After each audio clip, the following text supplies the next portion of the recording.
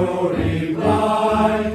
The children of the storm arise and leave their nest behind. With merry oath and laughter and a smile upon their lips, the fishermen of England go down to see ships. With merry oath and laughter